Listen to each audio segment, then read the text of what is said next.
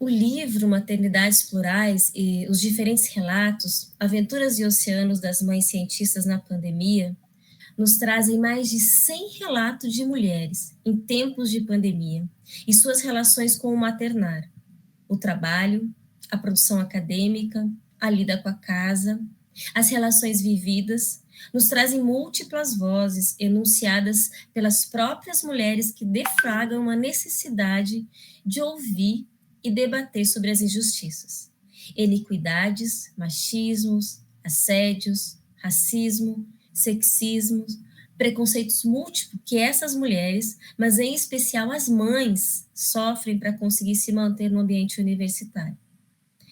A partir desses densos relatos de mães cientistas nos dias atuais, uma das intenções era encontrar semelhanças e reivindicações dessas mulheres, e fundamentalmente pela coletividade, descobrir que elas não estão sozinhas. Uma obra sensível, forte, contundente e, sobretudo, que expressa a força da mulher quando descobre que não está só.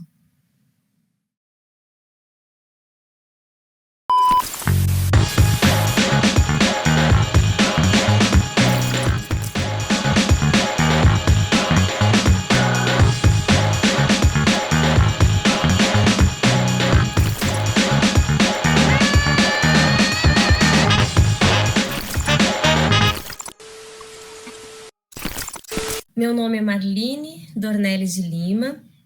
Eu vou me audiodescrever para todos verem. Eu sou uma mulher negra, de cor parda, tenho rosto fino, uso um óculos de uma armação roxa com a ponta dourada, estou usando um brinco bem pequeno de pérola. Hoje estou com uma blusa rosa com a gola alta. Atrás de mim, eu estou no meu escritório, no meu lado direito eu tenho uma estante com livros, atrás de mim tem uma parede branca com um quadro onde eu danço com o meu filho Vinícius. Eu sou docente do curso de licenciatura em dança e vice-coordenadora do programa de pós-graduação em artes da cena, na EMAC, da Universidade Federal de Goiás. Doutora em arte pelo Instituto IDA, da Universidade de Brasília. Eu fui coordenadora das ações afirmativas dessa universidade de 2018 a 2021. Eu sou diretora artística do Grupo de Dança Diversos, que é um projeto de extensão da UFG. Sou integrante artista do Núcleo Coletivo 22 de Goiânia. Sou atual coordenadora do Grupo de Pesquisa e Investigação Cênica, Núcleo Coletivo 22.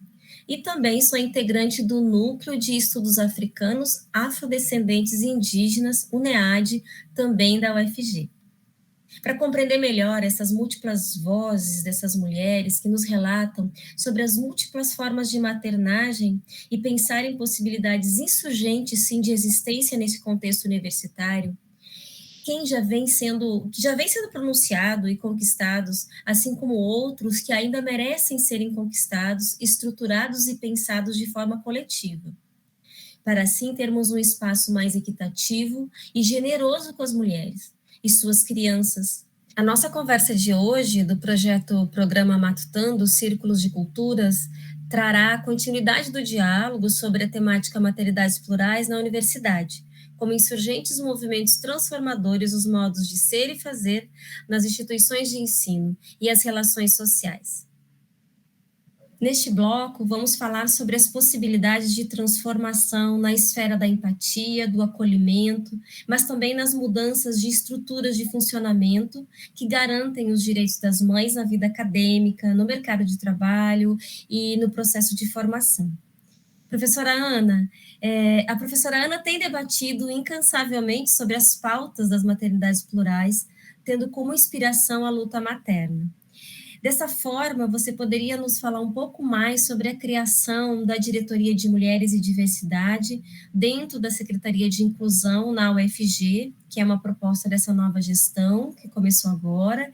Quais são os objetivos, quais são os desafios para os próximos 4 anos? Então, são muitos os desafios, eu me sinto, e me senti, né, e continuo me sentindo muito feliz de estar dentro, à frente dessa diretoria, de ter sido convidada.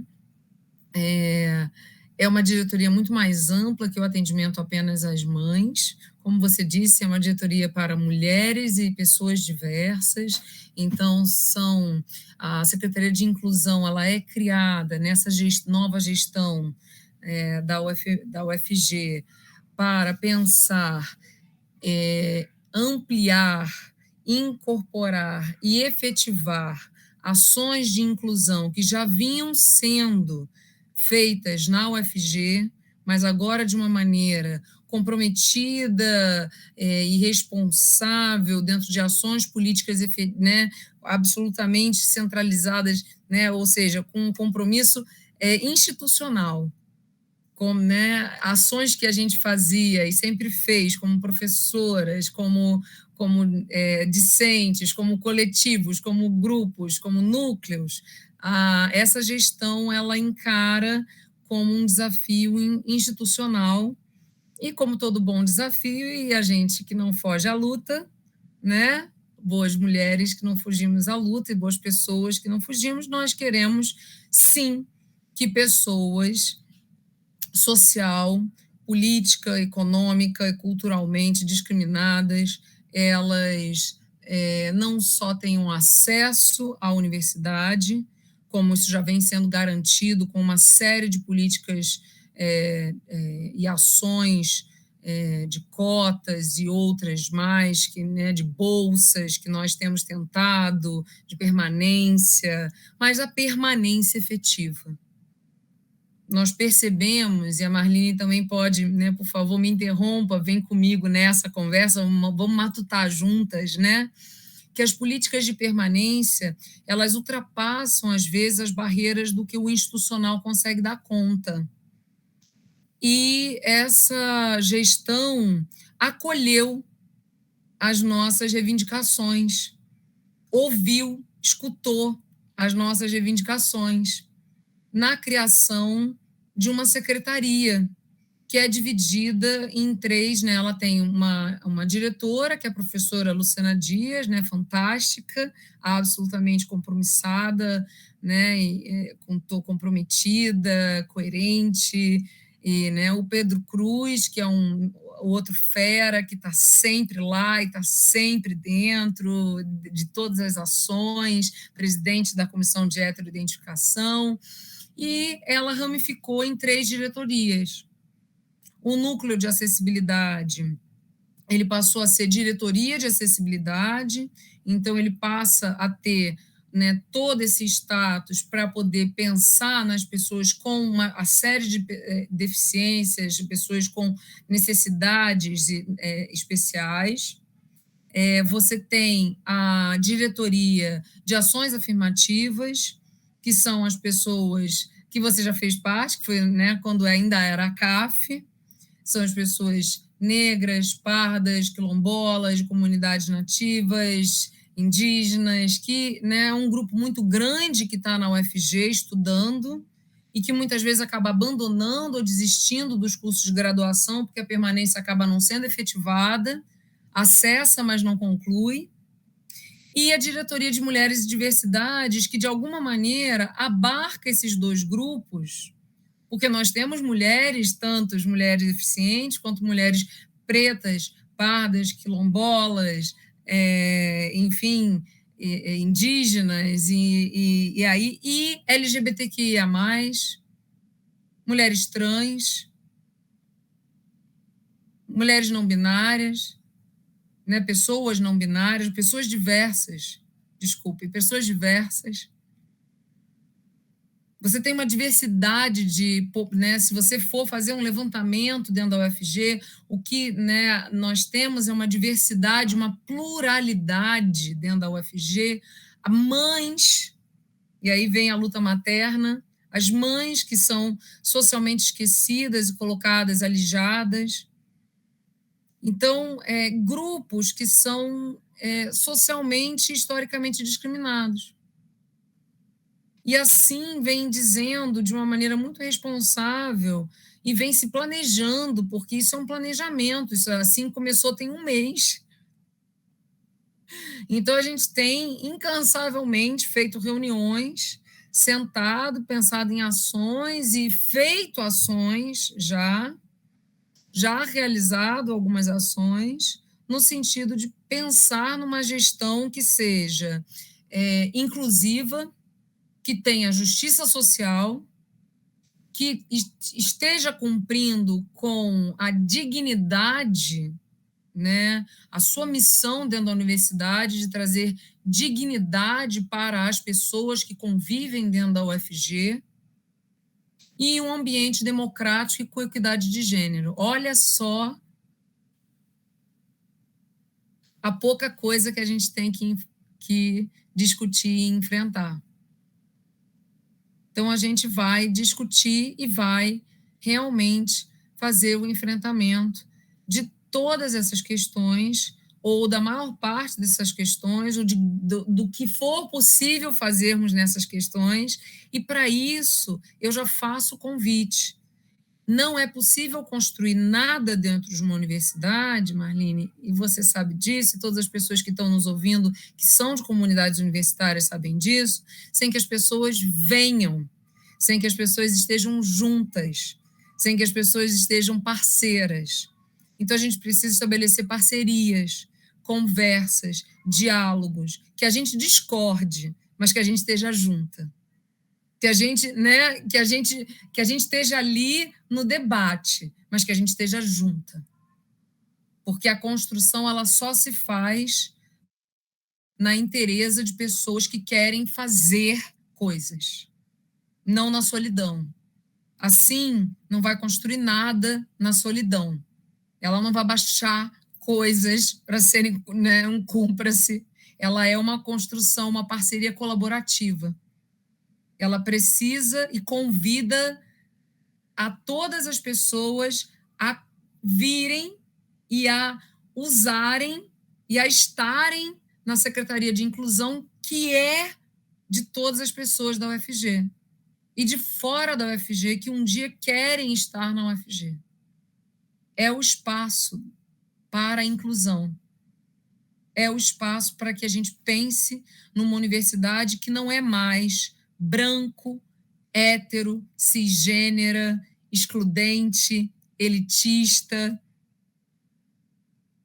que só entra quem pode, quem não pode não estuda. Então, é o espaço para a gente debater formas, maneiras, recursos e o que a gente pode fazer com o que a gente tem para que as pessoas possam, de fato, seguirem nos seus sonhos e nos seus projetos de vida. Porque as pessoas, quando vão para a UFG, elas têm sonhos e projetos de vida. Uma graduação, uma pós-graduação, ela não é um papel, ela é um sonho, ela é um projeto de vida, ela muitas vezes representa uma história de família, um desejo de uma família inteira. É a primeira vez que alguém da minha família entrou numa graduação, é a primeira vez que eu vejo alguém, né? A gente vê isso muito na formatura. Então, assim, a gente está lá para que isso se repita tanto que a gente não precise mais ouvir primeiras vezes, que a gente ouça a segunda, e a terceira, e a quinta, foi meu irmão lá 10 anos atrás, e eu e você, Marlene, bem velhinhas, a gente ouvia assim, pois é, agora é muito, muito tranquilo que todo mundo esteja aqui, que seja assim, e que a gente entre na UFG e a UFG seja colorida, seja pluridiversa, tenha criança, barulho de criança, sabe? Som.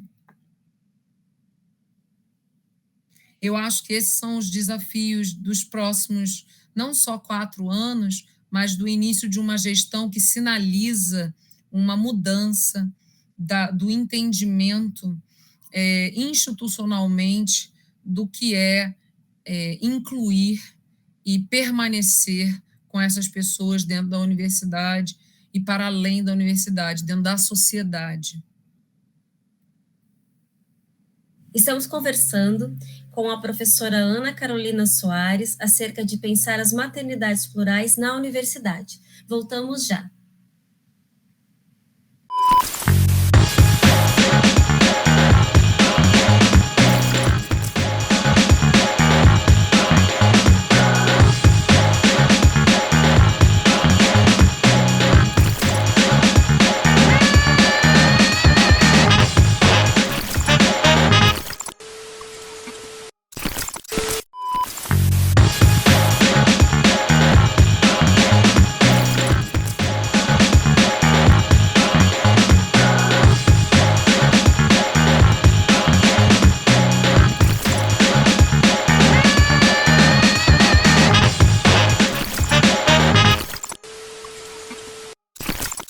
No bloco anterior, nós conversamos com a professora Ana Carolina Coelho sobre os sentidos e significados da criação da Diretoria de Mulheres e Diversidades na UFG.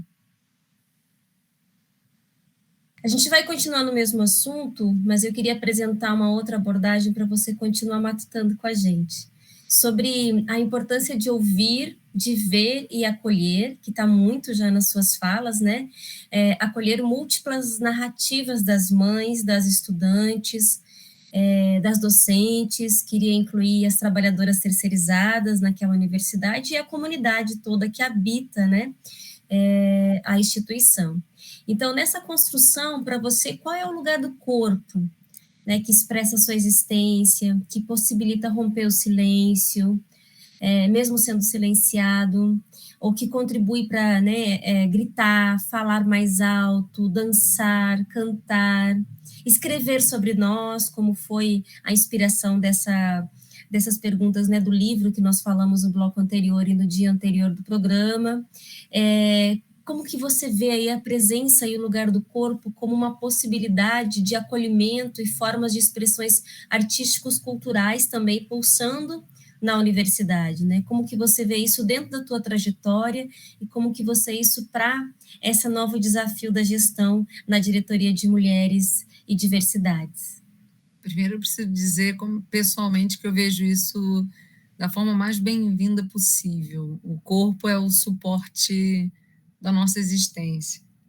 Então, é nele que a gente, sem querer ou querendo, a gente acaba mostrando e apresentando aonde a gente gostou ou não gostou de alguma coisa.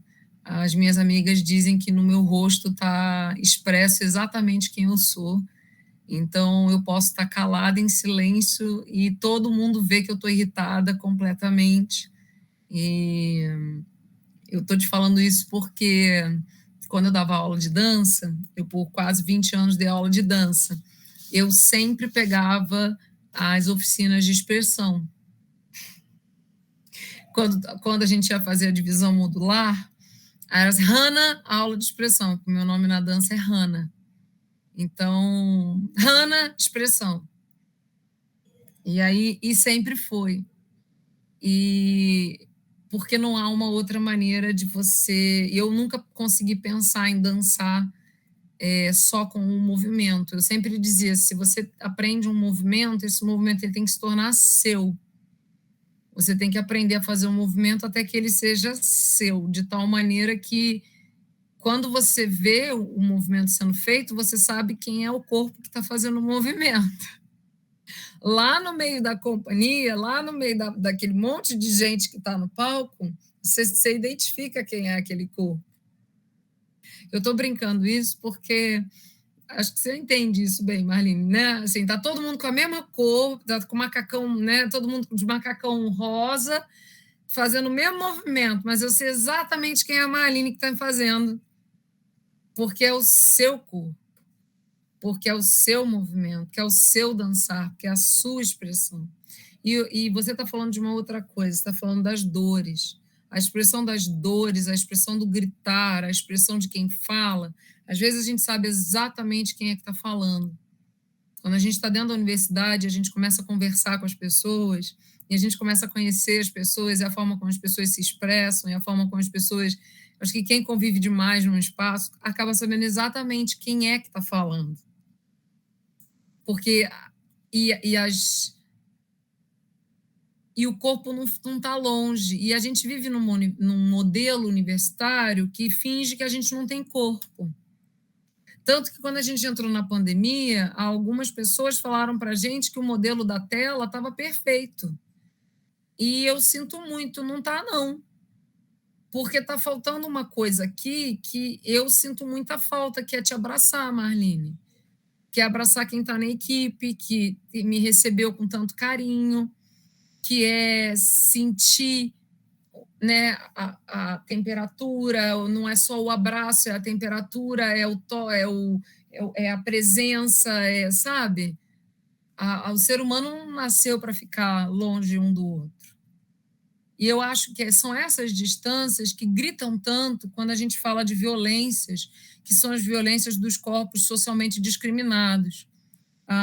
Alguns dias atrás, eu estava fazendo uma live, e está no canal da UFG Oficial, a Caiene, ela falou uma coisa que me emocionou muito, que ela falou: no intervalo das minhas aulas, eu fico sozinha, porque eu sou uma mulher trans.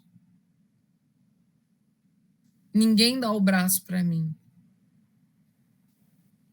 E a dor desse corpo nessa hora era uma dor tangível. Ela só falou, mas havia uma dor e eu não tô, sabe? E ela é mãe de uma casa trans, e eu como mãe senti dor por essa mãe que ninguém abraçava no intervalo de uma aula, porque ela é uma pessoa diversa, porque ela é uma pessoa trans. Isso é uma incompreensão, isso é uma violência, isso é um absurdo. Isso é aquilo que faz com que a gente realmente tenha que gritar mais alto, que a gente tenha que enfrentar dentro da universidade, e enfrentar com afeto, e enfrentar com políticas, não só com afeto, mas com políticas, e enfrentar com recursos, e enfrentar com falas. E esse enfrentamento que você tem me visto fazer das lutas maternas, ele entra nas maternidades plurais. Porque era uma mãe me dizendo que estava sozinha, abandonada. E a única coisa que fazia ela estar sozinha, abandonada, é que ela não entrava no escopo cis heteronormativo. Qual o sentido disso? Quantas outras não estavam na live e estão abandonadas nesse momento? Quantas outras estão nos ouvindo, Marline, agora, e estão se identificando com essa fala? E foram abandonadas por docentes ou por técnicos, ou são técnicas ou são docentes, e foram abandonadas pelos seus próprios colegas em reuniões, em horários em que eles não podiam estar, em que elas não podiam estar, em situações em que elas não podiam estar, e os técnicos ou as técnicas viravam e falavam assim: não, mas a senhora tem que se virar. Não, mas faz parte das suas atribuições e pronto. Que é muito fácil você lançar a norma e a lei, que é impessoal, e deixar de olhar para a pessoa como uma pessoa. E o corpo dessa pessoa? E o lugar dessa pessoa? Né? Eu brinco que, às vezes, a solução às vezes é muito simples. Bota a reunião mais cedo. Tira do horário escolar. Tira do horário escolar. Observa que tem horário escolar. Ou então, admita que na reunião vai ter criança. Lide com o incômodo dos corpos de crianças e de vozes de crianças dentro de uma reunião. Você, pessoa cis, heterogênea, branca, privilegiada. E se pergunte por que aquela pessoa está levando aquela criança para aquela reunião. O nome disso são desigualdades sociais. desigualdades culturais, uma série de outras questões. Ela não teve rede de suporte, você teve. Olha que ótimo para você.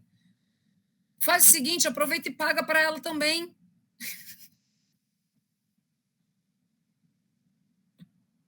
Desculpa. Mas, sabe, a pessoa, em vez de julgar, podia mudar o verbo para ajudar, né? Só que não. Então, o trabalho da inclusão não é o ajudar. O trabalho da inclusão é mostrar, numa reflexão mais profunda, que isso precisa ser constantemente reelaborado e transformado. Os nossos projetos de extensão, principalmente de vocês, né, que são da área de corpo, que são da área, são projetos que já vão lidar com isso diretamente. Os nossos projetos que vão lidar com questões de permitir que, né, de falar com discentes, de trazer a escuta, de ir para a sala de aula, de permitir grupo de trabalho, de abrir esse espaço, por exemplo, na área da história, o ensino de história, a gente está criando outros espaços para corpos e corpas se manifestarem. Então, qual é o espaço desses corpos? Eu pensando em mim, pensando na gente. É a gente admitir que a universidade não cabe mais na universidade. Aquele modelo que era o modelo do artigo científico acadêmico, da monografia, apenas da pesquisa empírica. E acabou. Que esse é um modelo que serviu durante um tempo. E não estou dizendo que ele não é válido para algumas áreas e nem para alguns projetos. Eu estou dizendo que existem outras maneiras e outras formas tão válidas quanto para que a gente possa estabelecer pesquisa, ensino e extensão.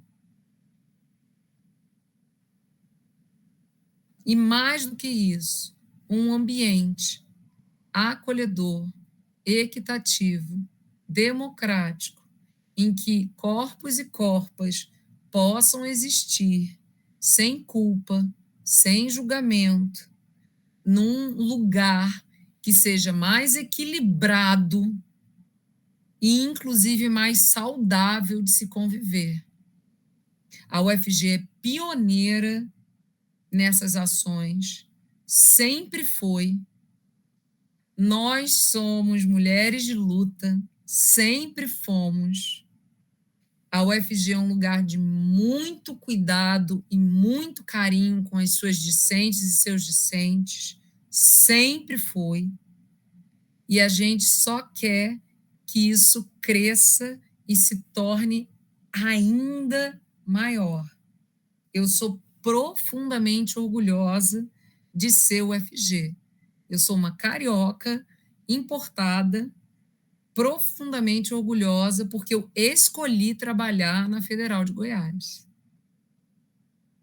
Então, eu acho que essa seria um pouco a minha resposta, porque as redes de resistência, elas passam por você também compreender que até o ensino, pesquisa e extensão se modificaram, que isso pode estar dentro da universidade e fora da universidade e ser entendido como formas de saberes, de saberes, conhecimentos, poderes, e que isso não só já está sendo feito na UFG, como só tem se fortalecido. E é muito orgulho poder falar isso. Saber que existem grupos e coletivos que já vêm desenvolvendo isso, de maneira cada vez mais intensa. Há muita coisa ainda para a gente discutir? Tem. Mas isso já vem sendo feito. Para saber mais sobre essa temática, vocês podem acessar o material ao lado.